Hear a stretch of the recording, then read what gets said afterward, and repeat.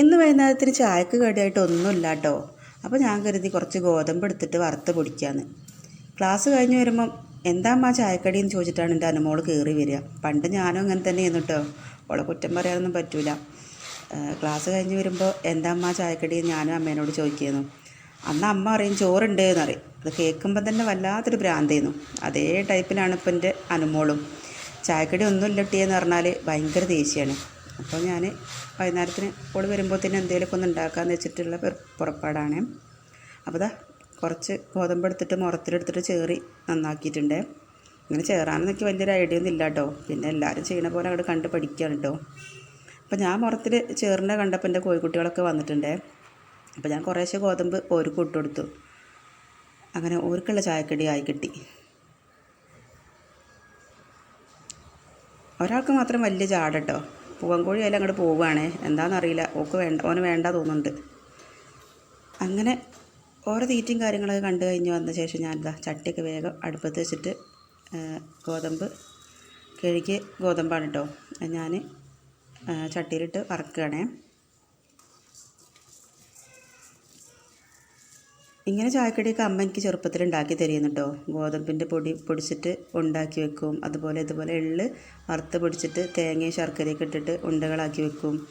അതുപോലെ നമ്മളെ അരി ഉണ്ടല്ലോ, അരി വറുത്ത് പൊടിച്ചിട്ട് അതുപോലെ പൊടിയാക്കി തരും. അങ്ങനെയൊക്കെ അതൊക്കെ അന്ന് നല്ല ടേസ്റ്റ് ആയിരുന്നു കേട്ടോ. അന്നൊന്നും എനിക്ക് അത്ര വലിയ ഇഷ്ടമൊന്നും ഇല്ലായിരുന്നില്ല. പക്ഷേ ഇപ്പോഴൊക്കെ അതിനോട് ഭയങ്കര ഒരു കൊതിയാണ്. ഞാൻ ഇടയ്ക്കിടയ്ക്ക് അങ്ങനെ ഉണ്ടാക്കുകയും ചെയ്യും. അങ്ങനെ നമ്മളെ പൊടിയൊക്കെ ഗോതമ്പൊക്കെ വറുത്ത് കിട്ടിയിട്ടുണ്ട്. വേഗം മിക്സിയിലിട്ട് പൊടിക്കാനുള്ള പുറപ്പാടാണ് കേട്ടോ.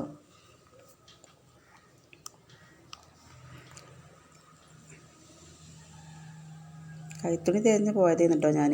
കൈത്തുണി എവിടെ തിരഞ്ഞിട്ടും കാണാനില്ല.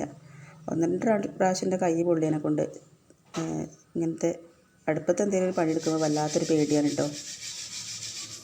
നമ്മൾ പറയില്ലേ, ചൂടുവെള്ളത്തിൽ വീണ പൂച്ചയ്ക്ക് പച്ചവെള്ളം കണ്ടാലും പേടിയെന്ന് പറഞ്ഞ മാതിരിയാണ്. 1-2 പ്രാവശ്യം എൻ്റെ കൈ അങ്ങനെ പൊള്ളിയിട്ടുണ്ട്.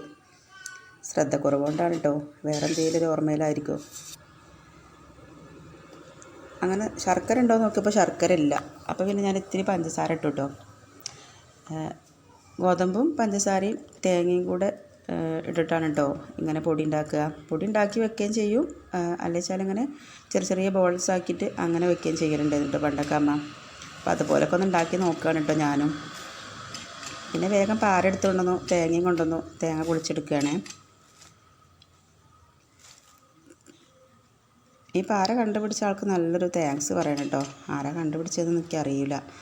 കാരണം എത്ര എളുപ്പമാണ് തേങ്ങ പൊളിക്കാൻ കഴിയുന്നത്. അല്ലേ വെച്ചാൽ ഒരു അരമണിക്കൂർ തേങ്ങ പൊളിക്കാൻ തന്നെ വേണം. കത്തിയും കൊണ്ട് പൊളിക്കുകയാണെങ്കിൽ ആയി കിട്ടൂല. ഈ പാരയുള്ളതിനെ കൊണ്ട് എളുപ്പത്തിൽ തേങ്ങ പൊളിക്കാൻ കഴിയുന്നുണ്ട്.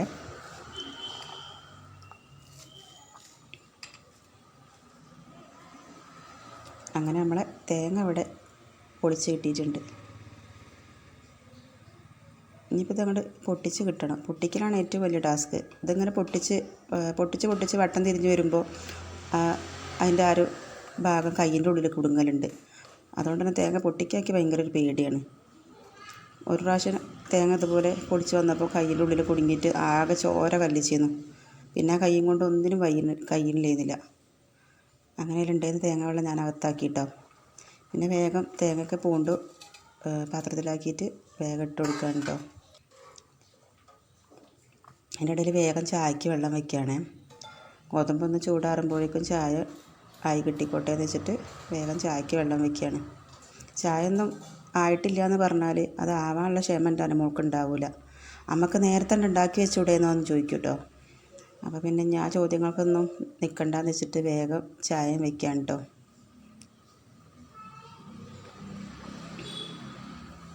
അങ്ങനെ നമ്മളെ ചായ ആയിട്ടുണ്ട്. പിന്നെ ഏറ്റവും വലിയ രസം, നമ്മൾ പൊടിക്കാൻ നേരത്ത് കറണ്ടില്ല കേട്ടോ. നല്ല മഴയായേ. പിന്നെ ഞാനും മക്കളും കൂടെ എന്ത് ചെയ്തെന്നറിയോ, അതേപോലെ മിക്സിൻ്റെ ജാറെടുത്ത് കൊണ്ടുവന്ന് വെച്ചിട്ട് ഞങ്ങൾ ചായ കുടിക്കുകയാണ് കേട്ടോ. കണ്ടോ, ഗോതമ്പും തേങ്ങയും പഞ്ചസാരയും അതേപോലെ കഴിക്കുകയാണ്. കറണ്ടില്ല, പിന്നെ എന്ത് ചെയ്യാനാ, പൊടിക്കാൻ പറ്റണില്ലല്ലോ. പിന്നെ ഞങ്ങൾ അത് വെച്ചിട്ട് അങ്ങനെ അഡ്ജസ്റ്റ് ചെയ്തിട്ടോ. അമ്മുസുട്ടി ഉണ്ടോ, അനുമോളെ പ്ലേറ്റിലേക്ക് വാരി എറിയുന്നുണ്ട്, നിലത്തുള്ളത് പെറുക്കുന്നുണ്ട്, ഒക്കെ തിരക്കാണ്.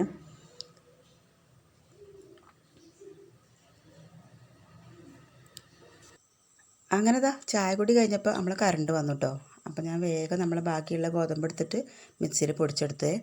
പിന്നെ ഞാനും കുട്ടികളും കൂടെ കട്ടൻ ചായയും കൂട്ടിയിട്ട് വീണ്ടും ചായ കുടിച്ചിട്ടോ. അപ്പോൾ ഇതുപോലുള്ള പലഹാരങ്ങളൊക്കെ ഉണ്ടാക്കി കഴിച്ചിട്ടുള്ളവരുണ്ടെങ്കിൽ ഒന്ന് കമൻറ്റ് ചെയ്യണം കേട്ടോ.